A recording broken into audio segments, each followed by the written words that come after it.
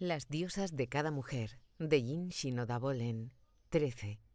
¿Qué diosa consigue la manzana de oro? La rivalidad, los conflictos y las alianzas entre diosas suceden dentro de la psique de una mujer como sucedieron una vez en el monte Olimpo. ¿A cuál de ellas sigue una mujer? ¿A cuál de ellas ignora? ¿Cuál es su verdadero grado de elección? Estos personajes internos, que representan poderosos patrones arquetípicos, compiten por expresarse, al igual que las mismas diosas griegas se disputaron en otro tiempo la manzana de oro, el precio decidido por el juicio de París. El juicio de París. Todas las diosas y dioses del Olimpo, excepto Eris, diosa de la discordia y de los conflictos, una diosa secundaria, fueron invitadas e invitados a las fiestas nupciales de Peleo, rey de Tesalia, y Tetis, la bella ninfa del mar. Eris se presentó sin ser invitada a este gran acontecimiento y se vengó por este desaire. Interrumpió las celebraciones arrojando entre los presentes una manzana de oro con la inscripción: «A la más hermosa». A la más hermosa. La manzana rodó por el suelo e inmediatamente fue reclamada por Hera, Atenea y Afrodita. Cada una de ellas sentía que aquella era suya, por mérito y derecho propios. Por supuesto, no pudieron decidir entre ellas quién era la más hermosa, así que recurrieron a Zeus para que él decidiera. Este declinó tomar una decisión, dirigiéndolas en cambio a que encontrasen al pastor París, un mortal con buen ojo para las mujeres hermosas que tendría que elegir. Las tres diosas encontraron a París viviendo una vida bucólica en una montaña de ninfas en las laderas del monte Ida. Cada una de las tres bellas diosas intentó por su parte influir en su decisión con un soborno. Hera le ofreció poder sobre todos los reinos de Asia si él le concedía la manzana. Atenea le prometió la victoria en todas las batallas. Afrodita le ofreció las más bellas mujeres del mundo. Sin dudarlo, París declaró a Afrodita como la más bella y le concedió la manzana de oro, incurriendo así en el eterno odio de Hera y Atenea. Este juicio de París desembocó posteriormente en la guerra de Troya. París, el pastor, era príncipe de Troya. La mujer más bella del mundo era Helena, la esposa de Menelao, uno de los reyes griegos. París recogió su recompensa raptando a Helena, esposa de Menelao, y llevándosela con él de vuelta a Troya. Este acto provocó una guerra. Provocó una guerra entre los griegos y los troyanos que duró 10 años y acabó con la destrucción de Troya. 5 diosas y dioses del Olimpo se pusieron del lado de los griegos. Hera y Atenea, cuya toma de partido en favor de los griegos estaba teñida por su animosidad hacia París, junto con Poseidón, Hermes y Hefestos. 4 dioses y diosas tomaron partido por los troyanos: Afrodita, Apolo, Ares y Artemisa. El juicio de París también inspiró algunas de las más grandes obras de la literatura y del teatro de la civilización occidental. Los acontecimientos desencadenados por aquella decisión fueron inmortalizados en la Ilíada, la Odisea y la Eneida, las 3 grandes epopeyas clásicas, así como en las tragedias de Esquilo, Sófocles y Eurípides. La actualización del juicio de París. Toda mujer contemporánea se enfrenta a su propio juicio de París personal. Las cuestiones son las mismas que las que se plantearon a los invitados del Olimpo. ¿Cuál de los dioses, cuál de las diosas consigue la manzana de oro? ¿Y quién es el juez o jueza? ¿Cuál de las diosas consigue la manzana de oro? En el mito, solo 3 de las diosas presentes reclamaron la manzana para ellas. Estas fueron Hera, Atenea y Afrodita. No obstante, en la psique individual de una mujer, las rivales pueden ser diferentes. Tal vez solo 2 compiten por la manzana, o 3 o 4. Puede quedarse cualquiera cualquiera de las combinaciones de conflicto entre las 7 diosas. Dentro de cada mujer, los arquetipos activados luchan frecuentemente por la supremacía o compiten por dominar. Según el mito original, ¿qué significa elegir a la más hermosa al rivalizar Hera, Atenea y Afrodita por tener la preeminencia sobre las otras dos? Al considerar lo que simbolizan estas 3 diosas, quedé sorprendida cuando me di cuenta de que pueden representar las 3 direcciones principales que puede tomar la vida de una mujer, aspectos que pueden estar frecuentemente en conflicto en el interior de una mujer. Hera pone el matrimonio en primer lugar, así lo haría la mujer que se identifica con las metas de Hera. Atenea valora el uso del intelecto para realizar la maestría. Una mujer que la venera como la más hermosa consideraría su carrera en primer lugar. Afrodita favorece la belleza, el amor y la pasión, junto con la creatividad como los valores definitivos, y la mujer que está de acuerdo con ella colocará la vitalidad de su vida subjetiva por encima de las relaciones estables y de los logros. Estas decisiones son fundamentalmente diferentes porque cada una de estas 3 diosas se encuentra en una categoría diferente. Hera es una diosa vulnerable, Atenea una diosa virgen y Afrodita es una diosa alquímica. En las vidas de las mujeres habitualmente predomina uno de los 3 estilos representados por estas categorías. ¿Quién juzga? ¿Quién decide cuál de las diosas consigue la manzana de oro? Según el mito, un mortal tomó la decisión. En las culturas patriarcales, los hombres mortales son quienes las toman. Y, por supuesto, si son los hombres quienes deciden cuál debe ser el lugar de las mujeres, la elección queda limitada a lo que les conviene. Por ejemplo, las 3K, Kinder, Kiche, Kirche, niños, cocina e iglesia, definieron en otros tiempos los límites de la mayoría de las vidas de las mujeres alemanas. En un nivel personal, la cuestión ¿cuál de las diosas consigue la manzana de oro?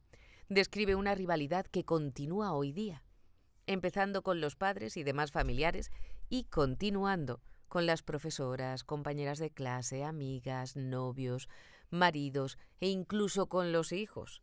El juicio de París continúa todavía y todo el mundo reparte o retiene manzanas de oro, recompensando con su aprobación lo que le agrada. O con sus likes, diría yo ahora, Charo. Por ejemplo, la niña que tiene un aspecto silencioso y solitario en su personalidad, gracias a Hestia, y al mismo tiempo es jugadora de tenis competitiva debido tal vez a la influencia de Artemisa o Atenea, y cuyas cualidades maternales, Deméter, salen con sus primos pequeños, descubrirá que consigue más aprobación por unas cosas que por otras. Le alaba a su padre por haber jugado una buena partida de tenis o por comportarse como una pequeña madre. ¿Qué es lo que valora su madre? ¿Es la suya una familia introvertida que supone que sus miembros pasen el tiempo tranquilamente ocupados en sus propios asuntos? ¿O se trata de una familia extravertida que piensa que cualquiera que quiera estar solo es una persona extraña? ¿Se supone que una niña se retenga, no muestre su verdadera capacidad y deje siempre que el hombre la gane? ¿Qué hace respecto a lo que esperan los demás? Si una mujer deja que otros decidan lo que es importante para ella, vivirá conforme a lo que esperan sus padres de ella y se adecuará a sus prejuicios de clase social sobre cómo tiene que actuar. En su vida, las diosas cultivadas serán determinadas por los demás. Si una mujer decide por sí misma cuál de las diosas consigue la manzana de oro, basando dicha decisión en la fuerza que tiene dentro de sí esa diosa, entonces cualquier cosa que decida tendrá un sentido para ella. Puede que sea apoyada o no por su familia y por la cultura, pero su decisión será auténtica. Diosas en conflicto, la metáfora del comité. En el interior de una mujer, las diosas pueden competir entre sí o puede que gobierne una de ellas. Cada vez que la mujer debe tomar una decisión fundamental, tal vez se produzca una contienda entre las diferentes diosas para conseguir la manzana de oro. Si ocurre esto, ¿es la mujer la que decide entre las prioridades, los instintos y los modelos de comportamiento en lucha? ¿O son las diosas quienes deciden por ella el camino que emprende? Joseph Wilwright, analista junguiano y uno de mis mentores, afirma que lo que ocurre dentro de nuestra cabeza se asemeja a un comité en el que se sientan varios aspectos de nuestra personalidad alrededor de una mesa. Masculinos y femeninos, jóvenes y viejos, algunos ruidosos y exigentes, otros silenciosos y reservados. Si somos afortunados, un ego saludable se sienta a la cabecera de la mesa y preside el comité, decidiendo cuándo y quién inicia su turno o toma la palabra.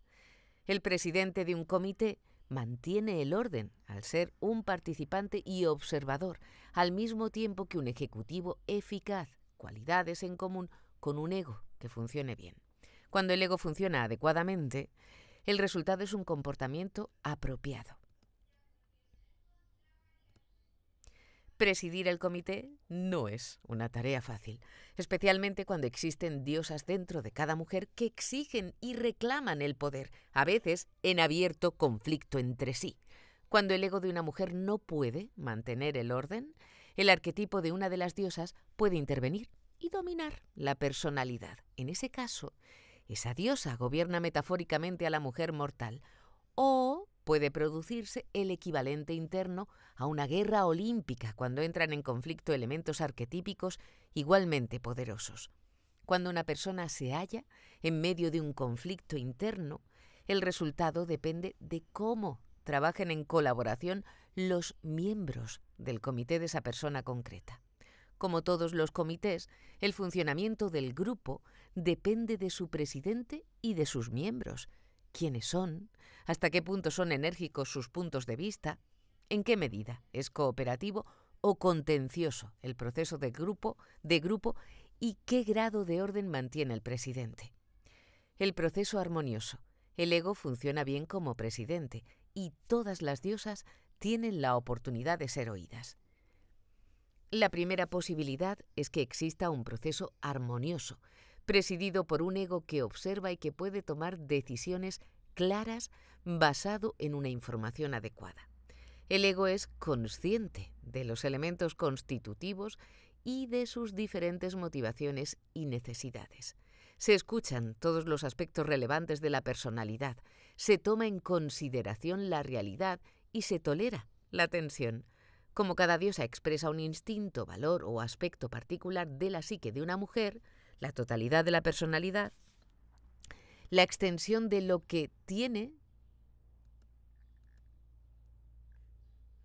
que decir una diosa depende de lo poderoso que sea ese arquetipo concreto, de lo involucrado que esté en el asunto de que se trate y de qué cantidades de turnos para hablar le conceda el ego, el director del comité. Por ejemplo, puede tratarse de la decisión de una mujer sobre qué hacer un domingo. Hestia favorece la soledad y propone un día tranquilo y casero. Hera se siente que tiene la obligación de visitar a los parientes de su marido. Atenea le recuerda que tiene un trabajo por acabar para consolidar una propuesta. Artemisa aboga por ir a una conferencia feminista. O bien, la decisión puede versar sobre qué hacer con la segunda parte de la vida. En este caso, cada aspecto de la personalidad, cada diosa, puede tener intereses particulares en el resultado. Por ejemplo, ¿es el momento, ahora que los hijos han crecido, de terminar con un matrimonio insatisfactorio? En esta cuestión, Deméter puede que incline la balanza. Tenía una alianza con Hera para permanecer en una situación desgraciada a causa de los hijos. ¿Unirá ahora sus fuerzas a las de Artemisa para ser independiente? ¿O es el momento de volver a estudiar o de hacer un cambio de profesión, siguiendo así a Atenea o a Artemisa? ¿O habrá llegado finalmente el turno de escuchar a Deméter y a Hera? ¿Ha concentrado la mujer todas sus energías en desarrollar su carrera y en llegar a ser una excelente profesional, y habiendo llegado a la mitad de la vida a su destino o a un techo, siente la emergencia del instinto maternal gracias a Deméter? ¿O sabe que está sola, observa con envidia a las parejas y desea estar casada cuando hasta la fecha se había negado a seguir a Hera. ¿O es la diosa que falta la más tranquila de todas?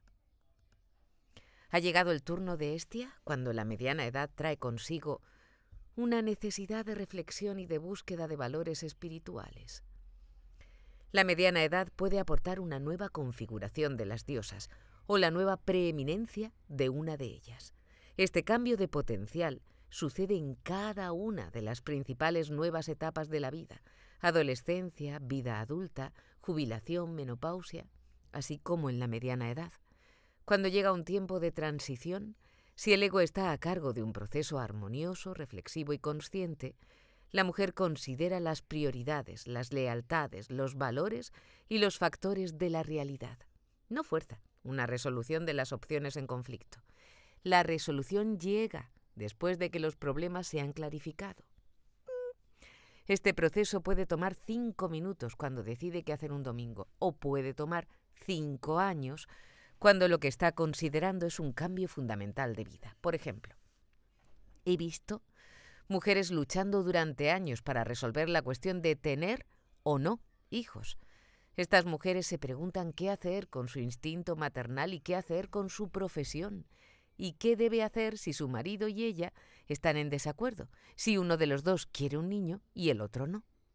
¿Qué debe hacer cuando ya ha pasado de los 30 años y la maternidad comienza a ser una posibilidad limitada en el tiempo?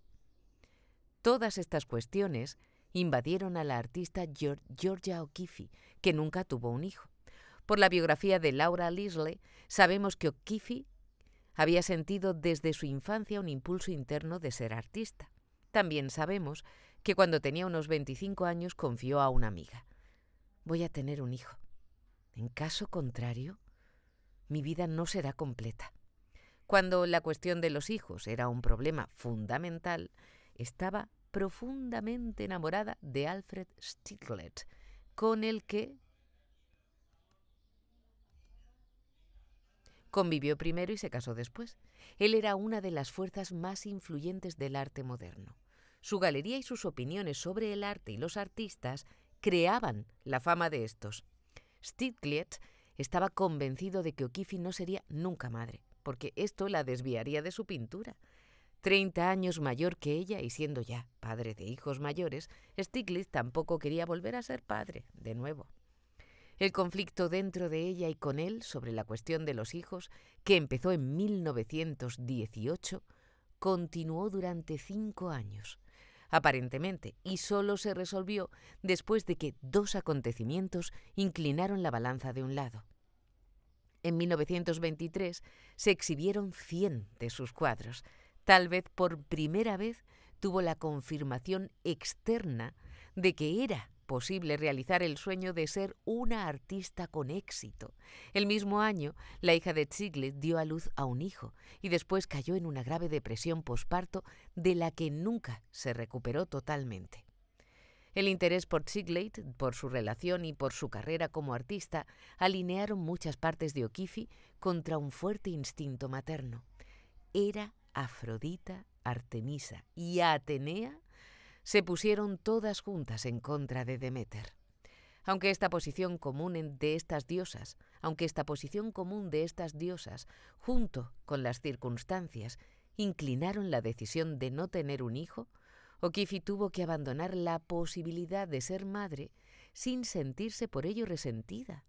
En otro caso, esta cuestión, o cualquier otra, no queda plenamente resuelta cuando una persona siente que no tuvo elección y que fue forzada a abandonar algo importante por alguna circunstancia interna o por una compulsión interior, se siente enfadada, impotente y deprimida.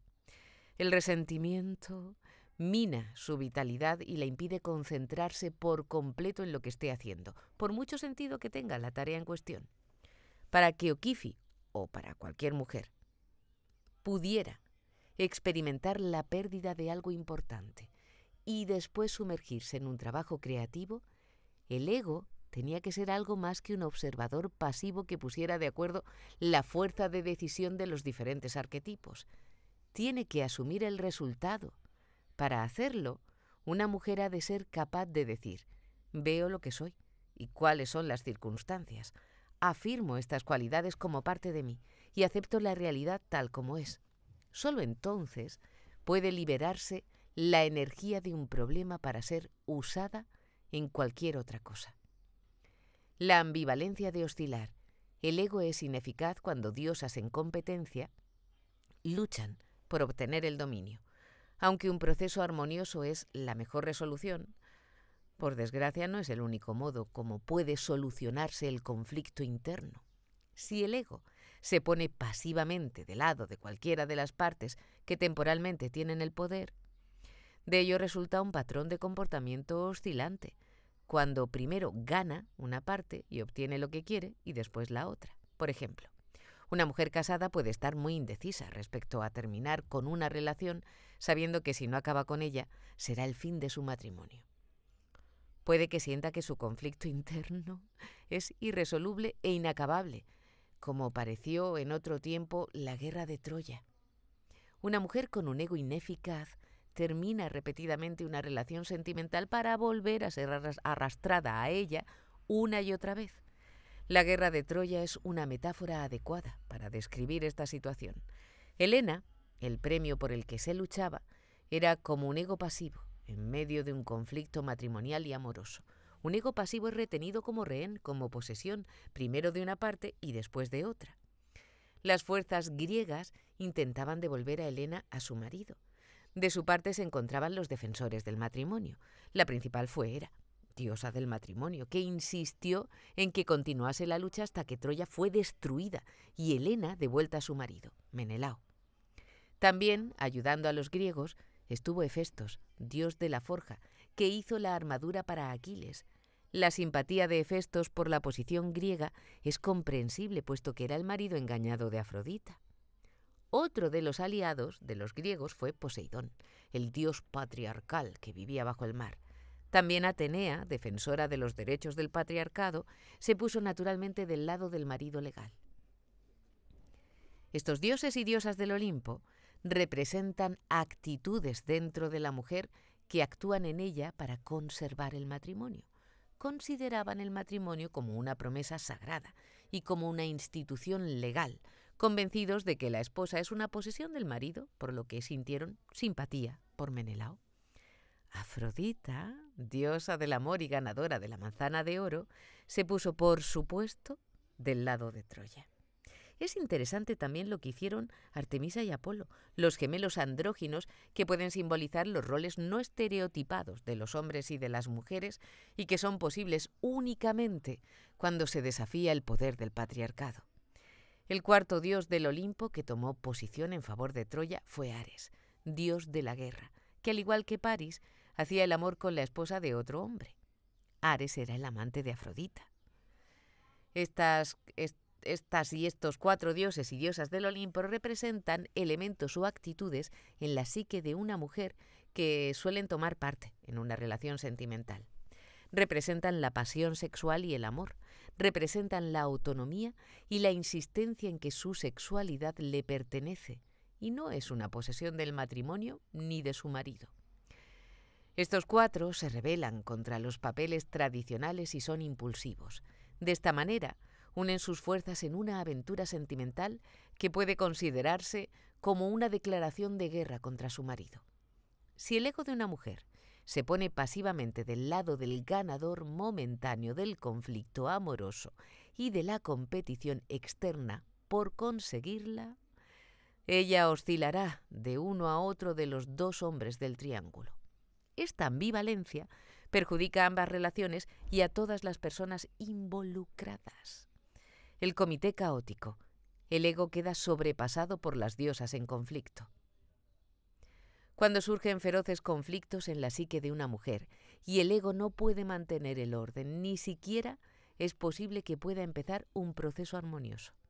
Surgen muchas voces de las que resulta una cacofonía de ruido interno, como si las diosas estuvieran gritando en lo alto sus intereses, intentando cada una de ellas ahogar la voz de las demás.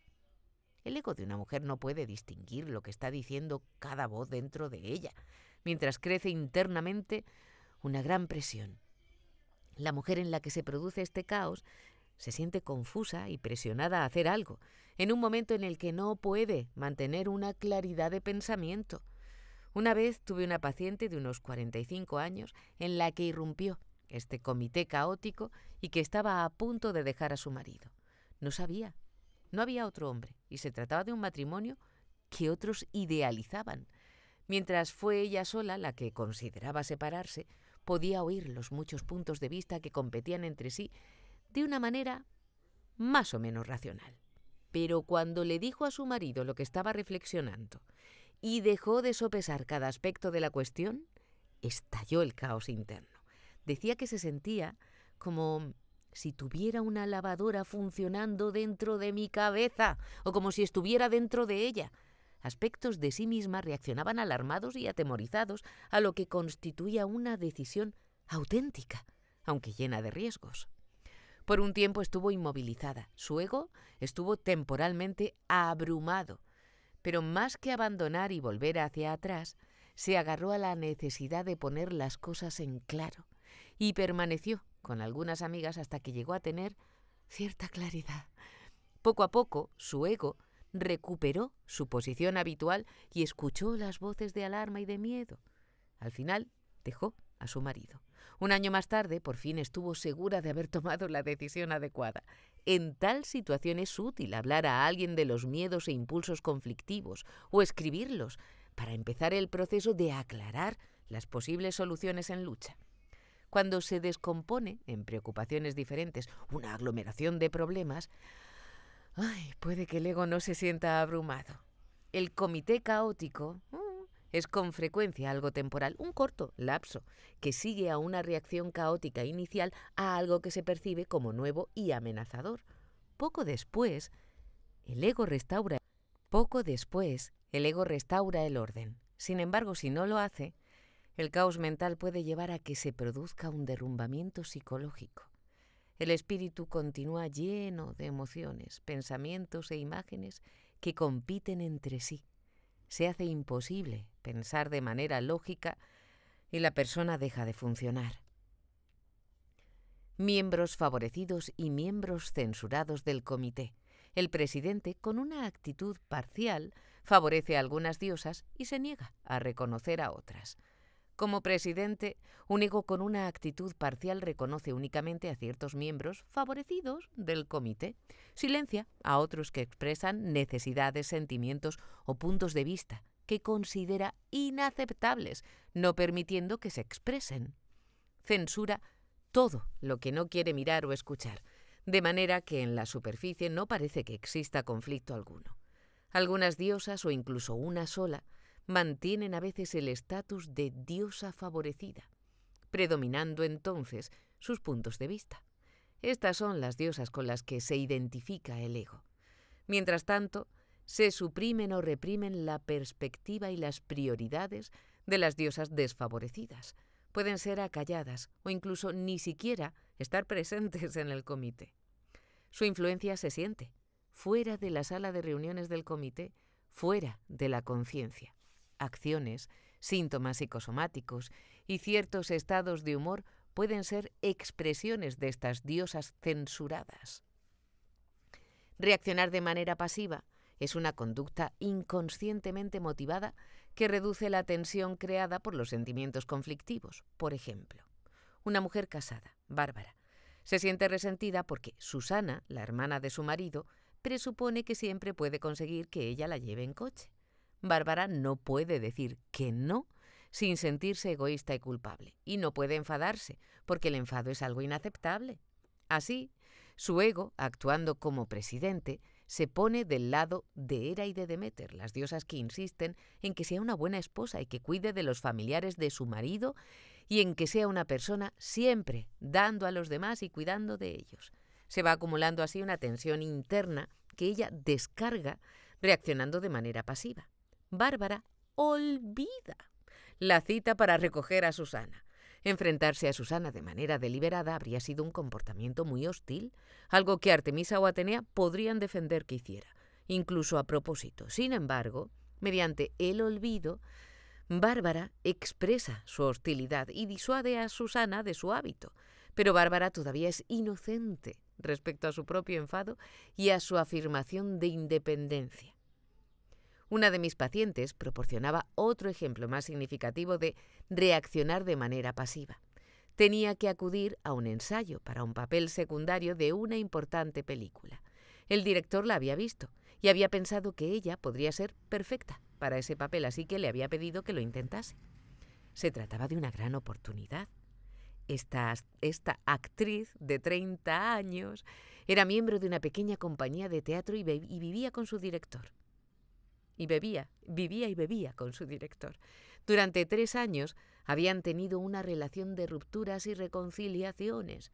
En alguna parte de sí misma sabía que él no podría soportar que ella tuviera más éxito que él, pero había reprimido esta información junto con otras comprensiones internas que la protegían de verle tal como él era en realidad.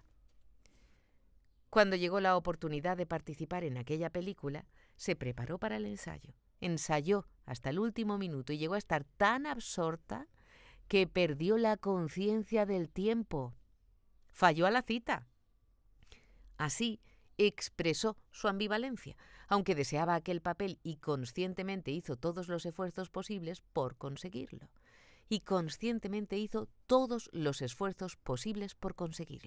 Artemisa le proporcionaba la ambición y Afrodita le ayudaba a expresar su talento, pero inconscientemente ella tenía miedo de conseguir aquel papel y de poner a prueba la relación.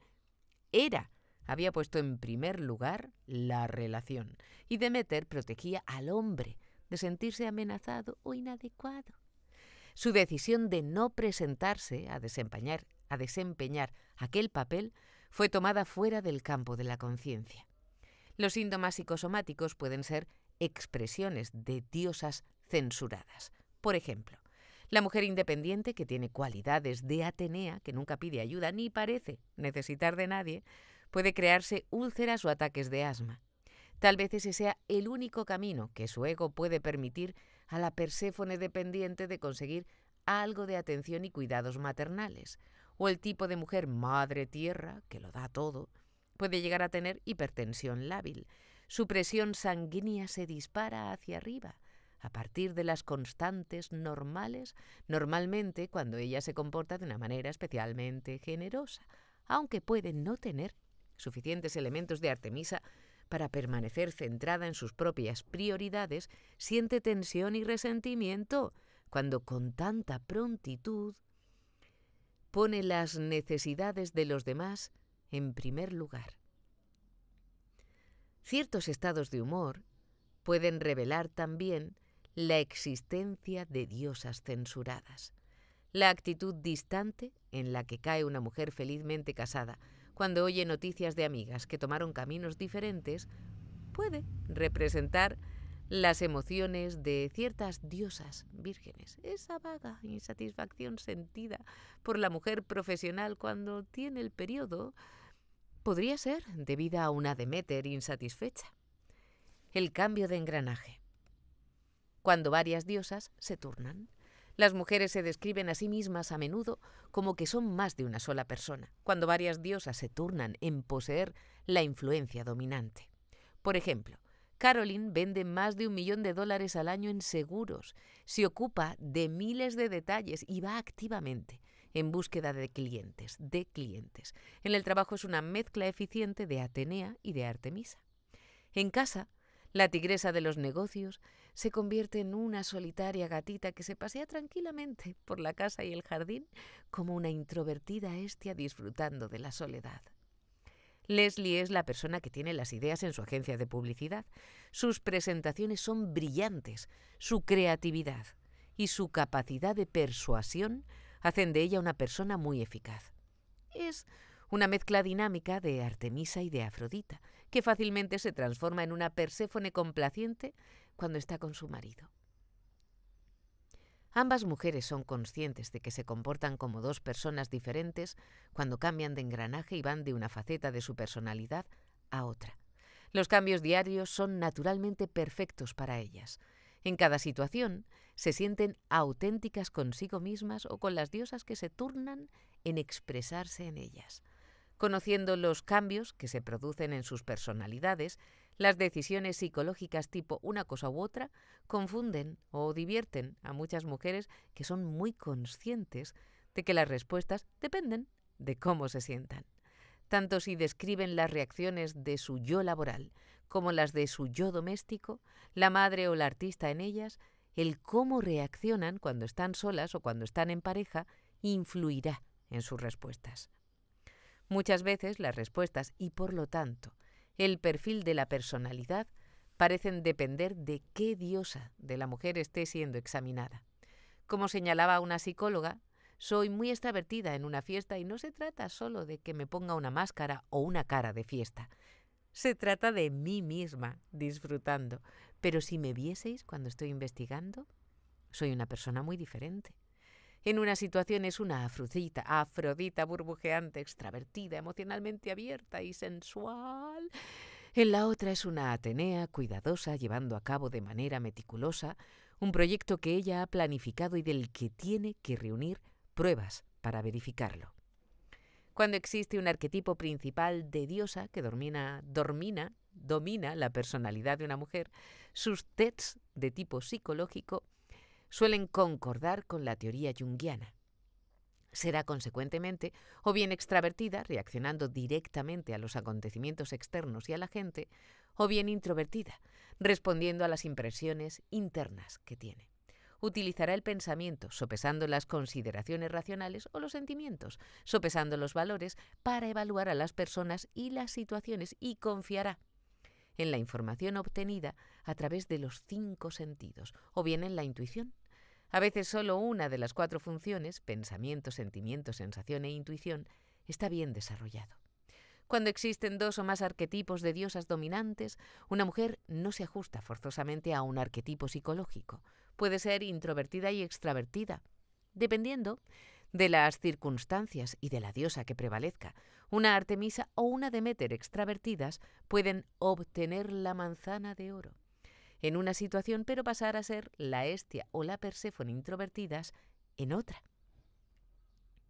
Según la teoría junguiana, el pensamiento y el sentimiento son funciones de expresión. La sensación y la intuición son funciones perceptivas. Cuando una de estas 4 funciones es la más desarrollada, la opuesta, su pareja contraria, es teóricamente la menos consciente. La teoría se mantiene cuando un modelo de diosa es subyacente a toda la personalidad. Una mujer atenea piensa con gran claridad, pero su capacidad para manifestar valores relativos a los sentimientos es típicamente inexistente. Sin embargo, puede que este no sea el caso cuando existe más de una diosa influyente. Por ejemplo, si Artemisa se une a Atenea como un arquetipo activado, el sentimiento y el pensamiento pueden estar desarrollados igualmente o casi, en oposición a lo que afirma la teoría. Bajo estas circunstancias, cuando las diosas cooperan y se turnan para expresarse dentro de una mujer, ¿cuál de las diosas consigue la manzana de oro? Depende de las circunstancias y de la tarea inmediata. Depende. Conciencia y toma de decisiones. Cuando una mujer, a través de la observación del ego, se vuelve consciente de los arquetipos de las diosas y desarrolla su aprecio por la metáfora del comité para aplicarla en los procesos internos, posee 2 herramientas de percepción interna muy útiles. Puede escuchar, con un oído sensible, sus propias voces internas, reconocer quién está hablando y volverse consciente de las diosas que le influyen. Cuando representan aspectos conflictivos de sí misma que tiene que resolver, puede conectar con las necesidades y preocupaciones de cada diosa y decidir después por sí misma qué es lo más importante. Si algunas diosas no se expresan y son difíciles de reconocer, suponiéndose su presencia únicamente a través de la aparición de ciertos hechos, de un síntoma psicosomático o de un determinado estado de humor, puede necesitar tiempo y atención percibir quiénes son, tener una idea de los patrones de comportamiento arquetípicos y conocer el abanico existente de diosas puede ayudar a identificar a las que necesitan ser reconocidas. Puesto que todas las diosas constituyen patrones innatos en toda mujer, Puede que una mujer concreta caiga en la cuenta de la necesidad de familiarizarse más con una diosa en particular. En este caso, pueden tener éxito los esfuerzos para desarrollar o fortalecer la influencia de ésta. Por ejemplo, cuando Dana estaba trabajando en su tesis, solía serle difícil hacer el esfuerzo necesario para investigar en la biblioteca, pero imaginarse a sí misma como Artemisa o como una cazadora le proporcionaba el impulso necesario para ir a la librería y buscar los artículos que necesitaba. La imagen de sí misma como Artemisa activaba la energía que necesitaba para la tarea. Imaginar activamente a las diosas puede ayudar a una mujer a saber qué arquetipos actúan en su psique. Puede visualizar a una diosa y después, una vez tiene una vívida imagen en su mente, ver si puede tener una conversación con la imagen visualizada. Sirviéndose de la imaginación activa, como se conoce este proceso descubierto por Jung, tal vez descubra que puede plantear cuestiones y obtener respuestas. Si está sintonizada de manera receptiva para oír una respuesta que ella no invente de manera consciente, una mujer que utiliza la imaginación activa se encuentra con frecuencia entablando consigo misma una verdadera conversación que aumenta su conocimiento de una figura arquetípica que es parte de sí misma. Cuando una mujer puede conectar con diferentes partes de sí misma y puede escuchar, observar o sentirse discrepar de las prioridades y de las lealtades en competencia, puede clarificarlas y medir la importancia que tienen para ella. Entonces puede tomar decisiones conscientes. Cuando surgen conflictos, decide qué prioridades deben prevalecer y qué acciones emprender. Como consecuencia, sus decisiones resuelven conflictos internos en lugar de instigar guerras interiores. Paso a paso, se convierte así en una persona capaz de tomar decisiones conscientes que decide cada vez cuál de las diosas consigue la manzana de oro.